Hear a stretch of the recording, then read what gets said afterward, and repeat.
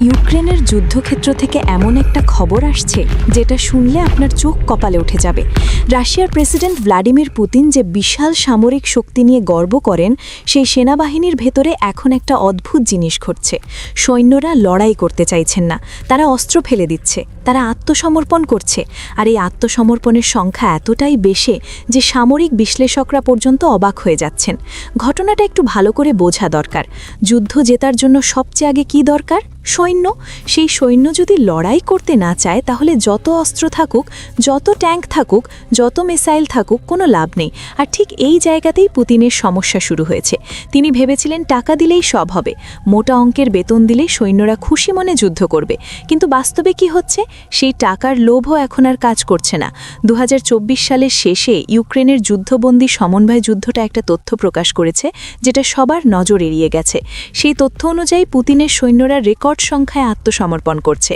শুধু 2025 সালে যত রুশ সৈন্য ধরা পড়েছে, সেই সংখ্যা 2022 আর 2023 সালের মোট সংখ্যাকে ছাড়িয়ে গেছে।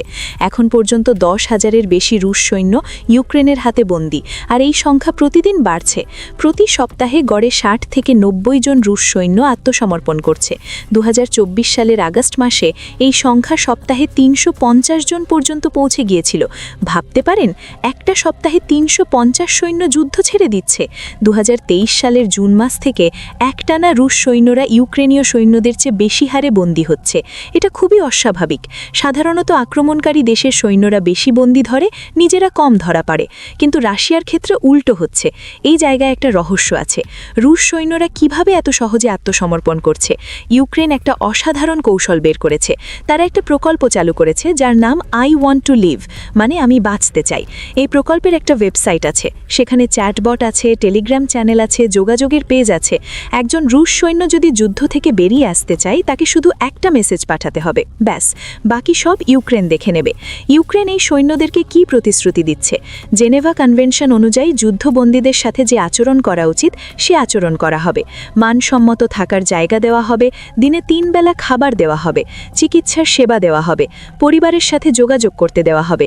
আর যুদ্ধ শেষ হলে বন্দি বিনিময়ের মাধ্যমে রাশিয়া ফেরত যাওয়া যাবে, অথবা কেউ যদি চায় তাহলে ইউক্রেন বা অন্য কোনো ইউরোপীয় দেশে থেকে যেতে পারবে। এই প্রস্তাব রুশ সৈন্যদের কাছে এত আকর্ষণীয়। এখানে আসল গল্প শুরু হয়। রাশিয়ার নিজের সেনাবাহিনীতে সৈন্যদের সাথে যে আচরণ করা হয়, সেটা শুনলে গা শিউরে উঠবে। ডিসেম্বর মাসে এমন খবর এসেছে যে কিছু রুশ সৈন্য এতটাই ক্ষুধার্ত যে তারা নিজেদের সঙ্গীদের মাংস খাওয়ার পরিকল্পনা করেছিল। এটা হয়তো বাড়িয়ে বলা, হয়তো নয়, কিন্তু রাশিয়ার সেনাবাহিনীতে খাবারের যে অবস্থা, সেটা নিয়ে কোনো সন্দেহ নেই। এবার দেখা যাক বন্দি সৈন্যদের তথ্য থেকে কি বেরোচ্ছে। ধরা পড়া সৈন্যদের 83% সাধারণ পদাতিক সৈন্য। এরা একদম নিচের স্তরের যোদ্ধা। এদের কাজ হলো সামনে থেকে ইউক্রেনের ড্রোনের দিকে ছুটে যাওয়া আর আশা করা যে বেঁচে থাকতে পারবে। মাত্র 13% নন কমিশন অফিসার, মাত্র 3% কমিশন অফিসার। এর মানে কি? রাশিয়া তার অফিসারদের এমন জায়গায় রাখে না যেখানে তারা ধরা পড়তে পারে, শুধু সাধারণ সৈন্যদের মরতে পাঠায়। আরও চমকপ্রদ কিছু তথ্য আছে। বন্দি সৈন্যদের 7% রাশিয়া থেকে আসেনি, এরা বিদেশি ভাড়াটে সৈন্য। 40টা দেশ থেকে প্রায় 700 বিদেশি যোদ্ধা ধরা পড়েছে। প্রতি সপ্তাহে 2 থেকে 3 জন নতুন বিদেশি সৈন্য ধরা পড়ছে। এদের বেশিরভাগ চুক্তিভিত্তিক সৈন্য। মোট বন্দীদের 76% চুক্তিভিত্তিক সৈন্য, যারা হয় জেল থেকে এসেছে, নয়তো বেসরকারি কোম্পানির মাধ্যমে এসেছে। 19% জোরপূর্বক সংগৃহীত, আর 5% বাধ্যতামূলক সেনা। পুতিন যুদ্ধ শুরু করার সময় বলেছিলেন বাধ্যতামূলক সেনাদের যুদ্ধে পাঠানো হবে না। স্পষ্টতাই তিনি মিথ্যা বলেছিলেন। বন্দি সৈন্যদের সাক্ষাৎকার থেকে আরও ভয়ঙ্কর তথ্য বের হয়েছে।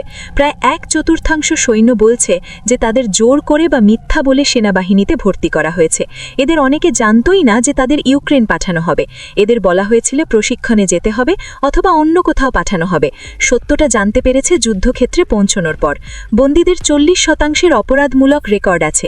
চুরি, মারধর, মাদক সংক্রান্ত অপরাধ, এমনকি দোষী মানুষদেরও সেনাবাহিনীতে নেওয়া হয়েছে। 38% সৈন্য সেনাবাহিনীতে যোগ দেওয়ার আগে বেকার ছিল। 30% হাই স্কুল পাশ করেনি। মাত্র 7%-এর উচ্চশিক্ষার ডিগ্রি আছে। পুতিনের নিয়োগ কৌশল এখন পরিষ্কার। সমাজের সবচেয়ে দুর্বল মানুষদের টার্গেট করা হচ্ছে। কম শিক্ষিত মানুষ, বেকার মানুষ, অপরাধী মানুষ, এদের কাছে মোটা টাকার প্রস্তাব নিয়ে যাওয়া হচ্ছে। এরা অন্য কোথাও এত টাকা পাবে না, তাই তারা রাজি হয়ে যাচ্ছে। অপরাধীদের ক্ষেত্রে আলাদা কৌশল আছে। তাদের বলা হচ্ছে জেলে থাকবে নাকি যুদ্ধে যাবে। রাশিয়ার জেলের অবস্থা এতটাই খারাপ খারাপ যে অনেকে যুদ্ধে যেতে রাজি হয়ে যাচ্ছে। তারপর আসছে অসুস্থ সৈন্যদের বিষয়। ইউক্রেনীয় কর্মকর্তারা জানাচ্ছেন যে বন্দীদের মধ্যে শত শত সৈন্যদের দীর্ঘমেয়াদী স্বাস্থ্য সমস্যা আছে। এইচআইভি, যক্ষ্মা, ডায়াবেটিস, মানসিক রোগ, এদের সবাইকে যুদ্ধে পাঠানো হচ্ছে। সেপ্টেম্বর মাসে একটা রিপোর্ট এসেছিল যে রাশিয়ার সংক্রমিত সৈন্যদের আলাদা করে রাখছে। এদের হাতে আলাদা ব্যান্ডেজ বাঁধা থাকে যাতে অন্যরা বুঝতে পারে এরা সংক্রমিত।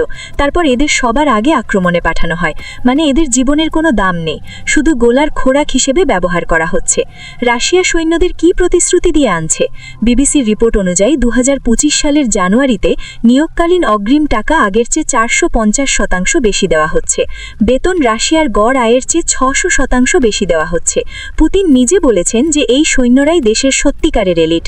গরিব মানুষ, বেকার মানুষ, অপরাধী মানুষ এই কথা শুনে ভাবছে যে তারাও এলিট হতে পারবে। কিন্তু বাস্তবে কি হচ্ছে? ইউক্রেনে গিয়ে ড্রোনের আঘাতে মারা যাচ্ছে। পুতিনের যুদ্ধে এখন পর্যন্ত 12,20,000 রুশ সৈন্য হতাহত হয়েছে। বিদেশি সৈন্যদের অবস্থা আরও খারাপ। রাশিয়া আফ্রিকা থেকে প্রচুর সৈন্য আনছে, সোশ্যাল মিডিয়ায় ক্যাম্পেইন চালাচ্ছে, মোটা টাকা আর রুশ নাগরিকত্বের প্রতিশ্রুতি দিচ্ছে। 2025 সালের মাঝামাঝি পর্যন্ত রুশ সরকার প্রতি মাসে প্রায় 4,500টা বিদেশি নিয়োগ বিজ্ঞাপন দিচ্ছিল। 1.5 বছর আগে এই সংখ্যা মাত্র 100 ছিল। এর মানে রাশিয়ার নিজের মানুষ আর পাওয়া যাচ্ছে না। কিন্তু এই বিদেশি সৈন্যদের সাথে কি হচ্ছে? দক্ষিণ আফ্রিকায় ইউক্রেনের রাষ্ট্রদূত বলেছেন যে আফ্রিকান সৈন্যদের আত্মঘাতী মিশনে পাঠানো হচ্ছে, তাদের শুধু মাংস হিসেবে ব্যবহার করা হচ্ছে। জানুয়ারি মাসে একটা ভিডিও প্রকাশ পেয়েছে যেখানে আফ্রিকান সৈন্যরা বরফে ঢাকা জঙ্গলে নিজেদের ভাষায় গান গাইছে। ভিডিও করা রুশ সৈন্য বলছে, দেখো কত ডিসপোজেবল আছে, মানে এদের জীবন একবার ব্যবহার করে ফেলে দেওয়ার জিনিস। বন্দি বিনিময়ের সময় রাশিয়া কাদের ফেরত নিচ্ছে? শুধু সেই সৈন্যদের যারা জাতিগতভাবে রুশ, যারা বেশি দিন বন্দি থাকেনি আর যাদের গুরুতর আঘাত নেই। আহত সৈন্যদের ফেরত নেওয়া হচ্ছে না, কারণ তাদের আবার যুদ্ধে পাঠানো যাবে না। বিদেশি সৈন্যদের ফেরত নেওয়ার কোনো চেষ্টাই নেই। যে 237 জন বন্দি রাশিয়ায় ফেরত গেছে তাদের মধ্যে অনেকে মারা গেছেন, নিখোঁজ হয়েছে। ইউক্রেনে আবার পাঠানোর পর 4 জন দ্বিতীয়বার বন্দি হয়েছে। এই পুরো পরিস্থিতি ইউক্রেনের জন্য কতটা সুবিধাজনক? প্রতিটা আত্মসমর্পণকারী সৈন্য মানে রাশিয়ার একজন কম যোদ্ধা। সবচেয়ে বেশি সৈন্য ধরা পড়েছে প্রেখোভেস্কভ আর বাখমুত এলাকায়, কুশ অঞ্চলে আর জাপুরিজিয়ায়। এগুলো সব জায়গায় যেখানে রাশিয়া প্রচণ্ড ক্ষতির মুখে পড়েছে। আত্মসমর্পণকারী সৈন্যরা রুশ আক্রমণকে আরও দুর্বল করে দিচ্ছে। ইউক্রেন এই বন্দীদের থেকে গোয়েন্দা তথ্য পাচ্ছে। রুশ প্রশিক্ষণ পদ্ধতি, সরবরাহ ঘাটতি, ভবিষ্যৎ অভিযানের পরিকল্পনা সব জানা যাচ্ছে। পুতিনের সেনাবাহিনীতে বড় কিছু ভেঙে পড়েছে। সৈন্যরা আর মরতে চাইছে না। তারা বুঝে গেছে যে পুতিনের প্রতিশ্রুতি মিথ্যা। টাকা আর সম্মানের বদলে তাদের জন্য অপেক্ষা করছে শুধুই মৃত্যু। তাই তারা পালাচ্ছে, আত্মসমর্পণ করছে। আর এই প্রবণতা বাড়ছে। 2026 সালে পা রাখতে রাখতে পুতিনের সামনে এখন একটাই প্রশ্ন, কে তার জন্য লড়বে? যদি তার নিজের সৈন্যরাই লড়তে না চায়, শেষ পর্যন্ত কি হবে? রাশিয়ার ভাগ্যে তা এখনই বলা যাচ্ছে না। তবে পুতিনের কৌশলে শেষ পর্যন্ত রাশিয়া ঘুরে দাঁড়াতেও সময় নেবে না, এটি বলছেন বিশ্লেষকেরা।